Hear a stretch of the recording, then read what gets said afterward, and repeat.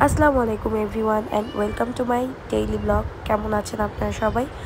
আশা করছি সবাই অনেক বেশি ভালো আছেন। ওই দিন গিয়েছিলাম আমি আর রাজু চা অ্যান্ড চিলের। এটা হচ্ছে কলাবাগানের ব্রাঞ্চ।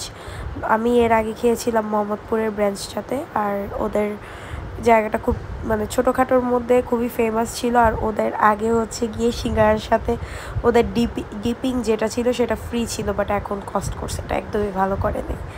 বাট ওদের টেস্ট আগের মতোই খুবই ভালো আছে, এটা আমার বলতেই হবে। কলাবাগানের স্পেসটা মোটামুটি অনেকটা বড়, আড্ডা দেওয়ার জন্য একটা পারফেক্ট প্লেস আমরা বলতে পারি। ফ্রেন্ডরা মিলে আড্ডা দেওয়ার জন্য খুবই পারফেক্ট একটা প্লেস। ইভেন ডেটের জন্য খুব পারফেক্ট একটা প্লেস বলবো, যারা আড্ডা দিয়ে ডেট করতে পছন্দ করেন তাদের জন্য।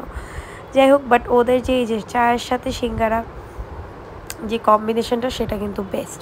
কিন্তু আমরা ওই দিন চা নিইনি, প্রচুর গরম ছিল, তাই হচ্ছে ওদের সমোচার রিভিউটা দেখছিলাম, ওটা নিয়েছি।